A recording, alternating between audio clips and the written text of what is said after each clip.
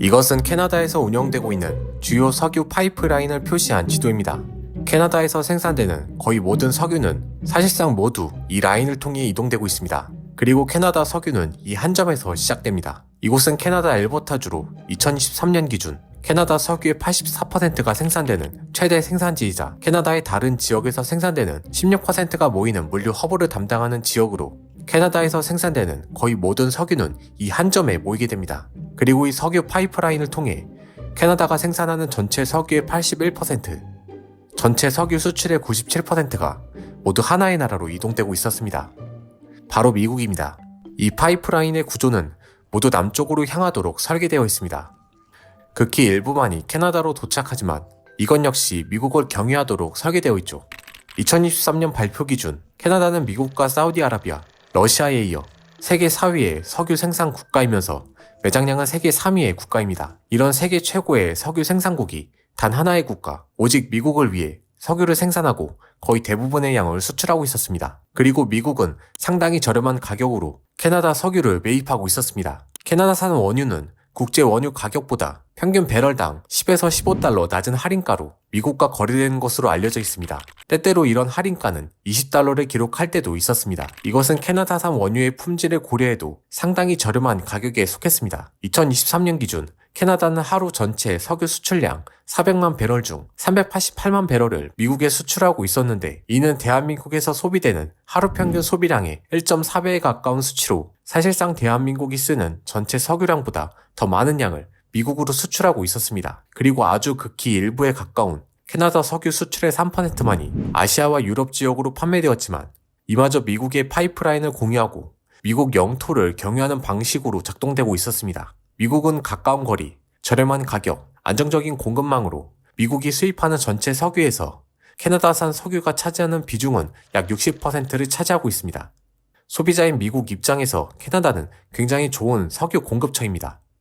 그러나 이것은 반대인 캐나다 입장에서 본다면 굉장히 비상식적이고 이상한 관계일 수 있습니다. 현재 전 세계에서 석유를 생산하는 산유국들이 보여주는 국제적 위치와 지위뿐만 아니라 석유와 같은 에너지가 하나의 협상 카드로 사용되는 모습들을 생각한다면 전 세계 4위의 산유국이라는 지위를 갖고 있는 캐나다에겐 단지 가깝다는 이유만으로는 불합리하고 불평등한 모습으로 보일 수 있습니다.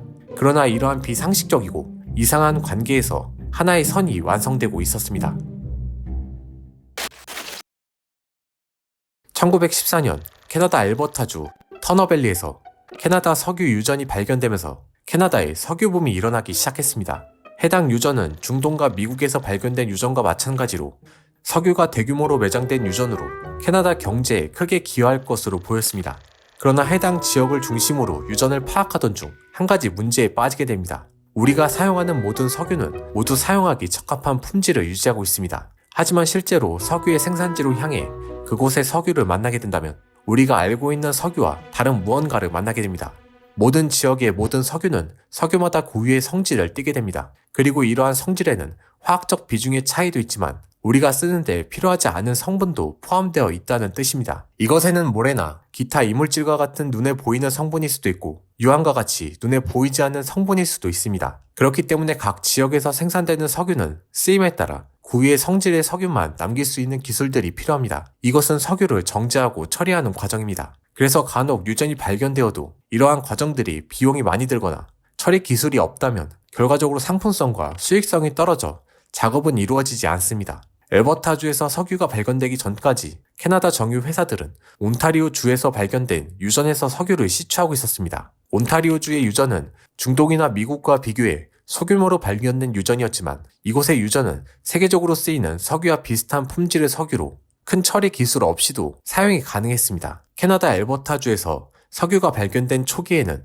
온타리오주와 비슷한 품질의 석유가 생산되었습니다.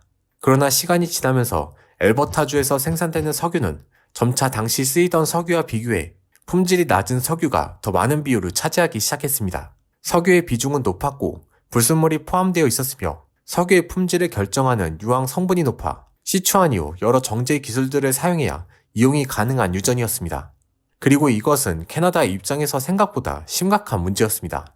캐나다 정유 회사들은 엘버타주의 새로운 석유를 상품성 있는 석유로 만들기 위해선 처리 기술들이 필요했습니다. 하지만 당시 캐나다 정유 회사들의 상황을 보면 이것은 불가능에 가까웠습니다. 당시 온타리오주의 소규모 유전이 점차 고갈됨에 따라 캐나다 정유 회사들은 미국 정유 회사에게 석유를 수입해 판매하는 입장으로 바뀌고 있었습니다. 캐나다 정유 회사들은 온타리오주의 소규모 유전에만 집중했기 때문에 영세하고 가난했습니다. 그래서 캐나다 석유 시장에는 막대한 자본력을 바탕으로 하는 미국의 자회사들이 미국의 석유를 판매하기 위해 진출하고 있었으며 영세했던 캐나다 정유 업체들은 엘버타주의 새로운 저장 시설과 인프라를 건설해야 하는 석유 생산에 처음부터 참여할 수 없었습니다. 당연하게도 이후 품질이 낮은 석유의 비율이 높아질 때쯤엔 이를 처리할 기술 개발조차 할 수 없었습니다. 반면 미국 남부와 멕시코만에 위치했던 미국의 대형 정유 회사들은 막대한 자본력과 함께 이미 이러한 저품질의 원유를 정제할 고도의 기술을 갖추고 있었습니다. 이들은 이미 베네수엘라나 캘리포니아,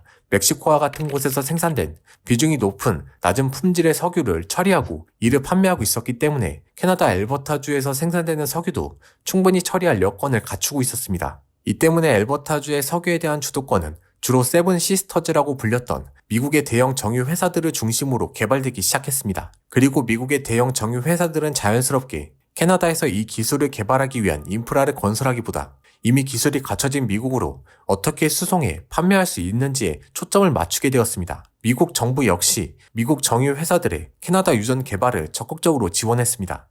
이는 2차 세계대전 이후 미국은 미국의 안보를 위해서 석유와 가스를 안정적으로 확보할 수 있는 공급망을 구축해야 했습니다. 그리고 캐나다는 그 어떤 나라보다 미국에게 안정적인 에너지 공급을 해줄 수 있는 곳이었습니다. 캐나다 정부 입장에서 미국은 안정적인 소유자면서 동시에 엘버타주의 유전 개발을 함께 진행해줄 파트너였습니다. 미국 정유 회사들이 다른 원유보다 저렴한 가격을 요구했지만 유전 개발부터 생산 작업, 운송까지 미국의 정유 회사들이 모든 일을 처리해줄 수 있었기 때문에 굳이 다른 나라에 판매하기 위해 파이프라인을 건설하고 석유를 정제할 기술을 개발하기보다 단순히 미국에게 판매하는 게 더 합리적이었습니다. 그리고 당시 캐나다산 석유를 처리할 기술은 미국 정유 회사들이 가장 앞섰기 때문에 캐나다산 석유를 미국과 같은 시장에 미국과 같은 규모로 미국과 같은 조건으로 구매할 다른 나라를 찾는 것도 캐나다 입장에서는 지리적으로나 경제, 정치적으로 모든 게 사실상 불가능에 가까웠습니다.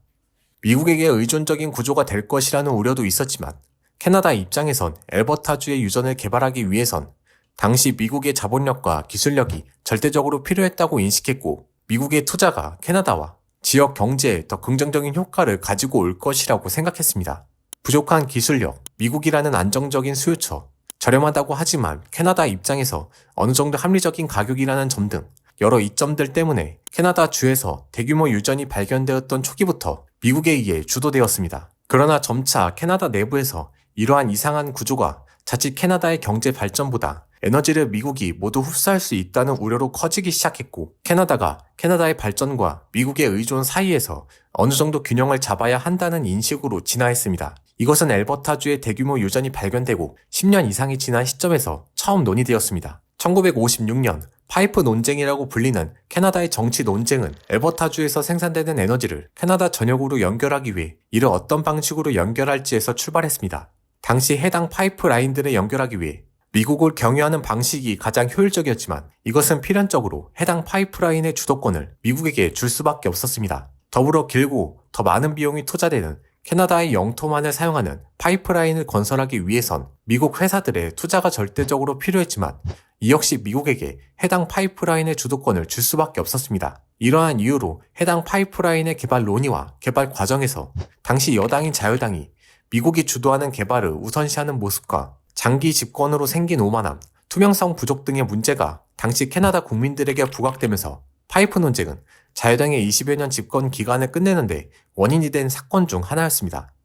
그리고 이러한 결과에 따라 캐나다에서는 이후 국가에너지위원회가 설립되었는데 이는 에너지 부문에서 외국에 대한 개입을 보다 신중하게 관리하고자 하는 문제에서 시작된 정부가 주도하는 첫 에너지 부문 규제 기관이었습니다. 파이프 논쟁 이후 캐나다는 캐나다의 에너지를 보호하고 캐나다 국민들의 에너지에 대한 주권을 확립하기 위해 기관 설립뿐만 아니라 1960년부터 NOP나 NEP 같은 여러 에너지 정책이 시행되기 시작했습니다. 이러한 노력으로 캐나다는 미국 정부와 협상을 진행해 캐나다 에너지 개발을 위한 캐나다인의 고용 정책에 어느 정도 긍정적인 영향력을 끼쳤고 캐나다의 에너지 산업에서 캐나다 정부의 소유권을 확보하려는 시도를 지속적으로 이어가면서 에너지 산업을 캐나다 정부가 보호할 수 있도록 노력했습니다. 미국 입장에서 자국의 에너지 산업을 보호하기 위해 캐나다를 포함한 다른 나라의 에너지 수입을 제한할 때도 있었지만 2차 세계대전뿐만 아니라 1, 2차 오일 쇼크와 중동 분쟁, 그리고 최근 러우 전쟁까지 겪으면서 캐나다만큼 미국에게 안정적인 에너지를 공급할 지역은 드물었기 때문에 캐나다와 통하는 대부분의 관세를 철폐하고 많은 부분에서 캐나다의 석유를 위해 거래하는 모습을 보이기도 했습니다. 결국 캐나다가 에너지 산업에서 강경한 입장을 보일 때나 미국의 정책과 국제 정세에 따라 캐나다와 미국 사이에서 갈등이 발생했지만 결과적으로 캐나다와 미국 모두 많은 부분에서 서로가 필요하다는 인식이 있었기 때문에 협상과 거래를 통해 해결했습니다. 그러나 이러한 상황에도 불구하고 여전히 이러한 비상식적인 파이프라인의 구조를 설명하기엔 무언가 부족한 면이 있습니다.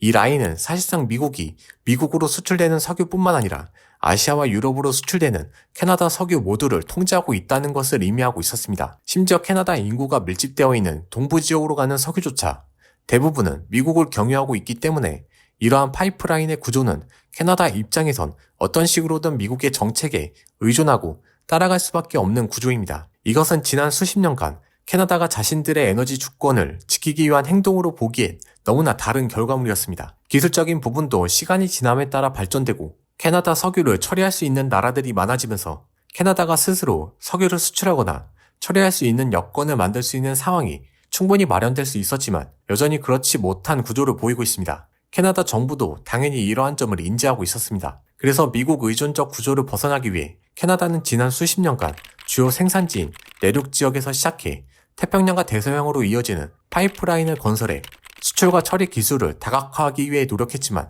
결국 이뤄지지 못했습니다. 그리고 이러한 이유에는 캐나다의 독특한 인구 구조에서 시작되는 내부의 지역 갈등이 존재했습니다. 캐나다의 에너지 생산은 현재 유전 지역이 밀집되어 있는 엘버타주를 포함한 캐나다 서부 내륙 지역에 집중되어 있습니다. 그러나 캐나다의 인구 구조를 살펴보면 캐나다 인구의 상당수는 캐나다 동부와 서부의 해안 지역, 특히 중부, 미국 국경 지역에 집중되어 있습니다. 이러한 이유로 캐나다 서부 내륙 지역은 에너지를 어떻게 생산하고 관리할 것인가에 대한 정책에 관심이 높은 반면 캐나다 동부와 서부의 해안 지역은 에너지를 어떻게 소비하고 값싸고 좋은 에너지 수단을 찾을 것인가에 대한 관심이 높습니다. 이것은 꼭 캐나다 내륙 지역과 해안 지역의 정책 관점의 차이를 불러오는 문제로 커지기 시작했습니다. 캐나다 에너지 수출의 다각화를 위해 캐나다 엘버타주를 비롯한 서부 내륙 지역은 태평양과 대서양을 잇는 대형 석유 파이프라인 건설을 주장하고 있습니다. 이것은 직간접적으로 서부 내륙 지역의 이익으로 이어질 수 있습니다. 반면 캐나다 동부와 서부 해안 지역을 포함한 인구 밀집 지역은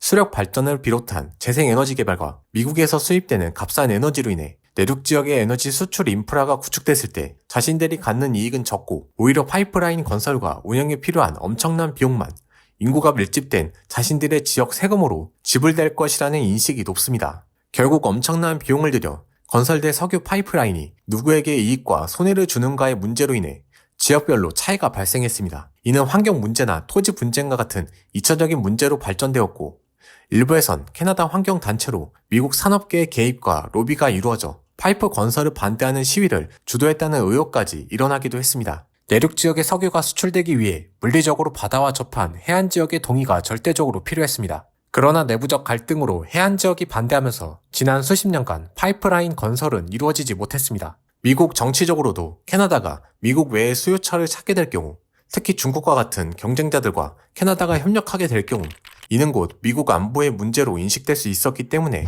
정치적 압박과 회유를 통해 캐나다가 동부와 서부로 이어지는 파이프라인 건설을 추진할 때마다 미국 대통령들이 나서서 공식적으로 반대의 목소리를 내기도 했습니다. 대규모 유전이 발견되었던 초기에는 미국의 기술력과 자본에 의해 미국을 따라가는 구조였다면 현재에 와서는 미국의 정책 기조, 미국 기업들의 로비, 캐나다 정책, 지역 갈등, 환경 문제 등 여러 사회적 문제로 인해 이러한 비상식적인 파이프라인의 구조가 유지되었습니다. 그러나 이러한 구조를 깰 하나의 선이 만들어졌습니다. 2024년 5월 1일 캐나다 석유 생산지에서 태평양까지 이어지는 석유 파이프라인인 마운틴 파이프라인 확장 프로젝트가 완료되었습니다. 이 파이프라인은 환경 문제나 비용적 측면을 고려해 기존 미국과 연결을 위해 만들어진 석유 파이프라인에서 동일한 구간을 활용해서 바로 옆에 건설된 석유 파이프라인으로 미국이 아닌 캐나다 서부 태평양 지역과 연결시키기 위해 설계된 첫 대규모 수출용 석유 파이프라인입니다. 이 석유 파이프라인의 건설로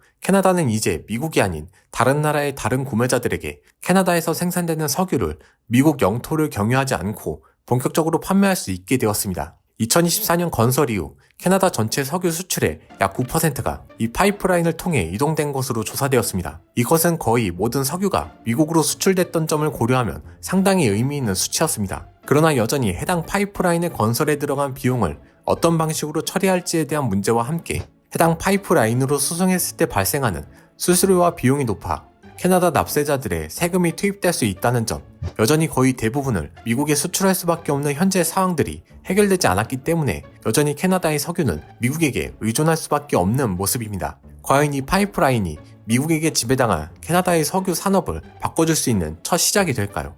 더욱 의존하게 만드는 계기가 될까요?